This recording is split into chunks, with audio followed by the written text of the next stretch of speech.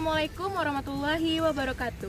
Perkenalkan, nama saya Rahmi Fadila dengan BP 1810253007 dari Fakultas Pertanian Universitas Andalas. Dalam video ini, saya akan membahas tentang penyakit tanaman yang disebabkan oleh bakteri. Lebih tepatnya yaitu penyakit hawar daun yang menyerang daun padi yang disebabkan oleh bakteri Xanthomonas oryzae Partophage oryzae atau yang biasa disebut dengan XOO. Xanthomonas adalah bakteri yang berbentuk batang dengan kedua ujung membulat, berukuran pendek, dengan panjang berkisar antara 0,7 sampai 2,0 mikrometer, dan lebar antara 0,4 sampai 0,7 mikrometer. Memiliki satu flagel dan tidak memiliki spora.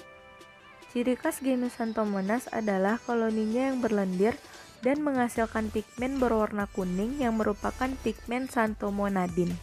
Bentuk koloni pada medium biakan adalah bulat, cembung, dan berdiameter 1-3 mm.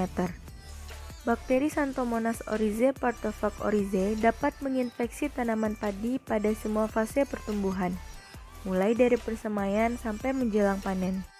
Patogen ini menginfeksi tanaman padi pada bagian daun melalui luka daun atau lubang alami berupa stomata dan merusak klorofil daun. Bila serangan terjadi pada awal pertumbuhan, tanaman akan menjadi layu dan mati. Gejala ini disebut kresek. Gejala kresek sangat mirip dengan gejala sundep yang timbul akibat serangan penggerek batang pada fase vegetatif. Pada tanaman dewasa, penyakit hawar daun bakteri menimbulkan gejala hawar atau blight. Baik gejala kresek maupun hawar, gejala yang timbul akan dimulai dari tepi daun. Gejala ini berupa daun yang berubah warna menjadi keabu-abuan dan lama-lama daun menjadi kering. Bila serangan terjadi pada saat berbunga, proses pengisian gabah menjadi tidak sempurna dan menyebabkan gabah tidak terisi penuh atau bahkan hampa. Pada kondisi seperti ini, kehilangan hasil mencapai 50-70%. Terdapat beberapa cara pengendalian hawar daun bakteri. Yang pertama yaitu penanaman benih dan bibit yang sehat.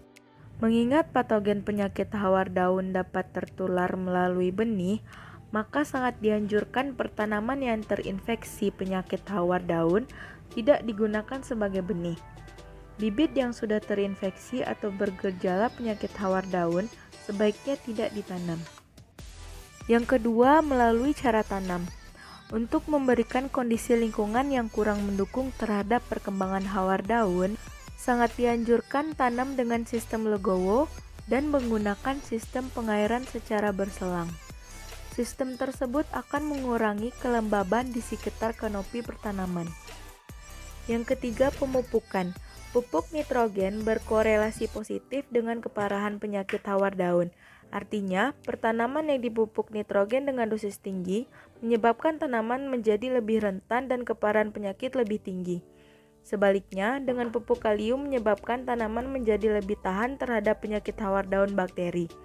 Oleh karena itu, agar perkembangan penyakit dapat ditekan dan diperoleh produksi yang tinggi, disarankan menggunakan pupuk N dan K secara berimbang dengan menghindari pemupukan N terlalu tinggi.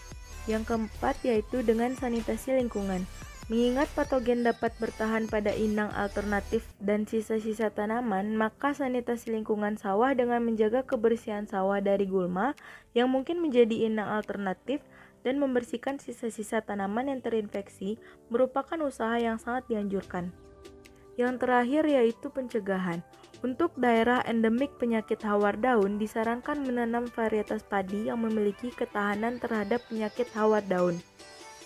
Pencegahan penyebaran penyakit perlu dilakukan dengan cara antara lain tidak menanam benih yang berasal dari pertanaman yang terserang penyakit, mencegah terjadinya infeksi bibit melalui luka dengan tidak melakukan pemotongan bibit, dan menghindari pertanaman dari naungan.